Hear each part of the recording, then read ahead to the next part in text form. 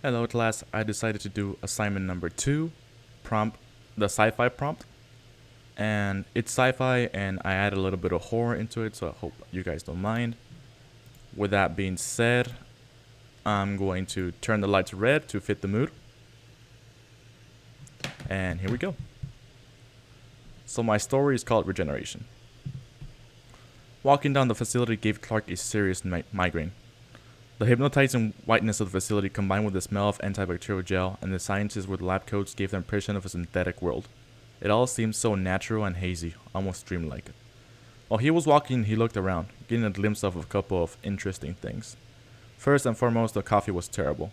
The windows for the most part were all a dark shade, so it was hard for Clark to see anything at all. Only his reflection was visible, a tall man with a navy blue vest complemented with a black t-shirt under. No wrinkles, black combat pants, black aviator shades, and black military-style cap. Slightly tanned due to all the field work, being inside a facility as clean as this was not his environment. He only had one thing to do there, and that was meet up with his friend. Clark kept walking and turned to the left until he arrived at his destination. Galahad, read the nameplate outside the office in gold letters. Clark hasn't seen him ever since the incident. Clark sighs and grabs hold of the knob and twists. Slowly, the door opened and revealed a blond man with his hair parted to the side, in his mid-40s with a lab coat on and round glasses. Galahad turns around rapidly and ends the phone call he was having. "Clark," said Galahad with a happy and nervous tone, smiling, stretching out his hand. "I'm glad you took my invitation to the facility." "How could I say no?" responded Clark, taking his hand and giving him a firm shake. "Care for some coffee?" asked Galahad invitingly. "Oh, no. I'm good, thanks," said Clark as he remembered the crap they served him at reception. "So, what's the deal, Galahad?" asked Clark as he sat down and looked at Galahad. "You told me you wanted to show me something that could change the world." Galahad's mood shifted from that of inviting to melancholic. "I really owe you," said Galahad. "If you wouldn't have pulled me out of that damn machine, I'm sure I would have lost way more than just my arm." Galahad then raised his right arm stump with a lab coat sleeve neatly tied around it. "But this ruined my life," said Galahad, clearly holding back his real anger. Clark got uncomfortable.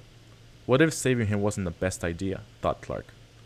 "My wife left me, saying she wouldn't take care of someone her whole life. I got fired because I couldn't do my job anymore. All sorts of stuff followed," said Galahad. "And from then on, I decided something." "What's that?" asked Clark. "That I'm going to get my arm back," said Galahad with conviction. "You mean the prosthetics?" asked Clark inquisitively. No, my real arm back," exploded Galahad. "Follow me," said Galahad as he took his ID and left the office speed walking. Clark followed with worry. What the hell is this guy on about, thought Clark. There's a couple of reasons Clark didn't want to accept the invitation to the facility. First of all, he remembers how intense Galahad can be. A bright man, Galahad founded this research facility. What they accomplished and researched in this building wasn't clear to Clark, but he was going to find out soon. The second reason was that Clark just saved his life. They weren't really friends, but after hearing about Galahad's life afterwards, he found it rude to deny him the invitation. They arrived into a cable car that descended downwards. The silence was kept up all the way. The tension has gotten pretty high, and it was obvious Galahad needed to cool down a little bit. Clark, being extremely receptive to all those things, gave him the space he needed. The cable car then gave a small jolt and stopped moving completely. "We're here," said Galahad. He took his ID and showed it to a panel on the side of the door of the cable car. The door opened and off headed Galahad, followed by Clark. "You see," started Galahad, much more calm and collected than before. "We found out by researching the DNA of reptiles that all living things have the ability to regenerate. Obviously some more so than others, such as reptiles. So we managed to isolate that gene in reptiles and use it as we please." Clark just stood there and lifted one eyebrow. "How have you been testing this?" said Clark. Galahad seemed hesitant for a little bit. "We've been using the standards, pigs, monkeys, squirrels, and so on. The best thing is, Clark, that it works. I actually have a shot at getting my arm back." Galahad still seemed hesitant inside. "I know this is against any regulations, but I'm going to trust you, Clark. We've already started doing tests on humans." "What?" shouted Clark. "What the hell do you know?" Wait, it works," interrupted Galahad. "We asked for volunteers and people showed up." We arrived at a room, white as all the others, filled with containers. Clark moved encouragedly looking at the containers filled with a light green liquid. He slowly came to the realization that there were people in them. Clark looked at the container and saw a man with his leg missing.